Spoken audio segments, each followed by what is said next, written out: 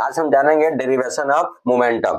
तो derivation of momentum जानने के पहले हम कुछ और बातें जानते हैं। जैसे यदि हम एलिफेंट को, हाथी को धक्का देना शुरू करें, हाथी को एक प्लेस से दूसरे प्लेस पर ले जाने का कोशिश करें, तो एलिफेंट को एक प्लेस से दूसरे प्लेस पर ले जाने के लिए हमको ज्यादा फोर्स की आवश्यकता है। एक छोटे से एक कुत्ते को जो है उठा के फेंकना हो तो आसानी से हम फेंक सकते हैं। बिल्ली को फेंकना हो तो उससे इजीली फेंक सकते हैं। एक छोटे से बॉल को जो फेंकना हो तो उसे और कम फोर्स में क्या कर सकते हैं, उसको फेंक सकते हैं। कहने का मतलब ये है कि जितना अधिक मास होगा उतना अधिक फोर्स की आवश्यकता है, और जितना कम मास है उतना कम फोर्स की आवश्यकता है उसको उठाने के लिए या एक प्लेस से दूसरे प्लेस पर चेंज करने के लिए। तो हम कह सकते हैं force is directly proportional to mass. जितना अधिक मास उतना अधिक फोर्स रिक्वायर्ड होगा, जितना कम मास होगा उतना कम फोर्स रिक्वायर्ड होगा। गेटिंग?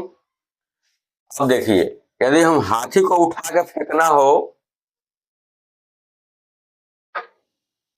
तो हाथी को उठा के फेंकने के लिए और अधिक वेलोसिटी से फेंकने के लिए हमको अधिक फोर्स की आवश्यकता है, और एक बॉल को अधिक वेलोसिटी से फेंकने के लिए हमको कम फोर्स की आवश्यकता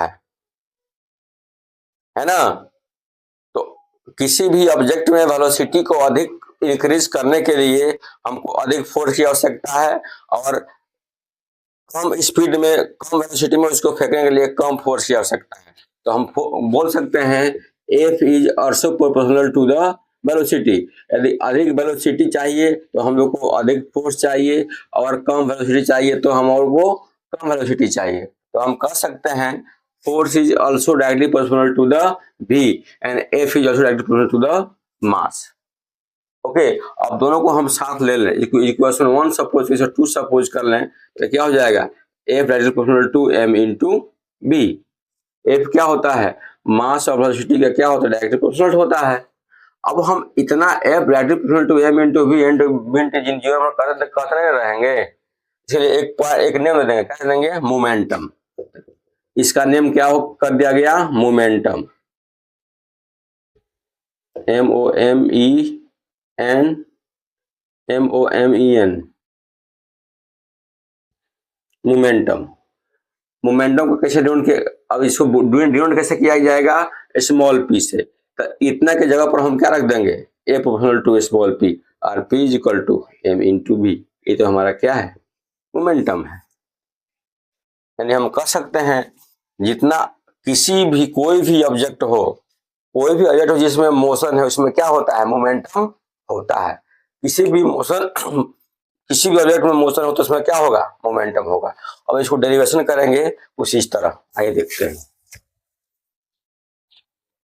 since we know that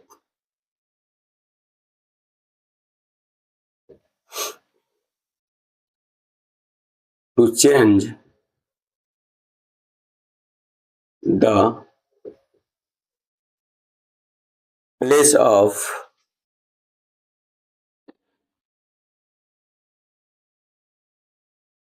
more mass object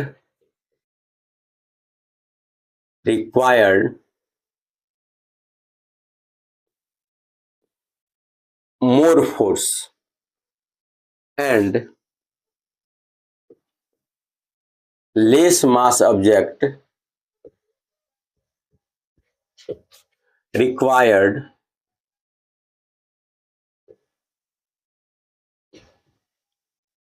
less force. Therefore, you can write F directly proportional to the M. Equation 1.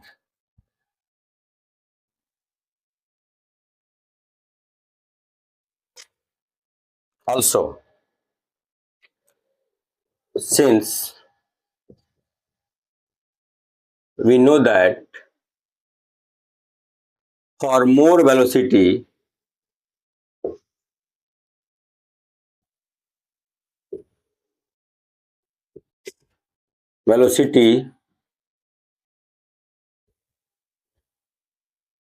more force required. and less velocity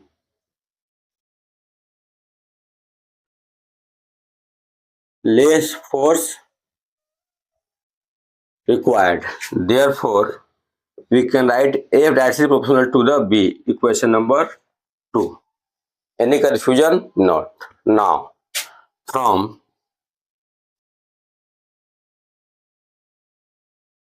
equation 1 and 2, F directly proportional to M into V. M into V. Getting to M into V. अब M into V है तो हम M और V को जो है हमेशा MV नहीं करते रहेंगे, इसलिए क्या ऐड करेंगे?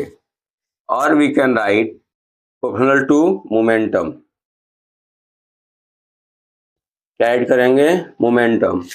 और वी कैन राइट, इसका हम एक वैल्यू दे देंगे क्या?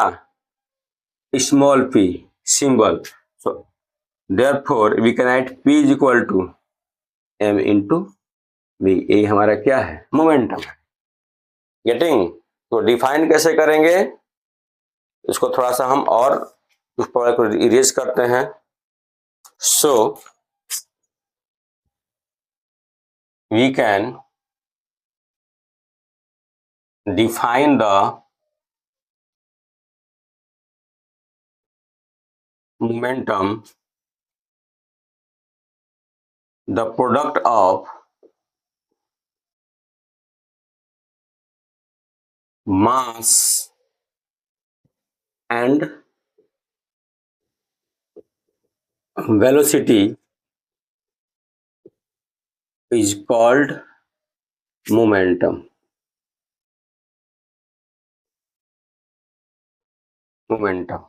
So SI यूनिट क्या हो जाएगा? M इंटू वेलोसिटी क्या होता है? Metre per second. तो M हमारा क्या है? मास है. kg metre per second. और we can write kg metre s minus 1. Done. हमारा पूरा कंसेप्ट क्या हुआ? मोमेंटम का डेरिवेशन हुआ. ऐसे ही करेंगे. इश्यू आपको नोट डाउन कर सकते हैं. तो गाइस असली बस इतना ही. नेक्स्ट वीडियो में नेक्स्ट टॉपिक के साथ. तब तक धन्यवाद. जय हिंद.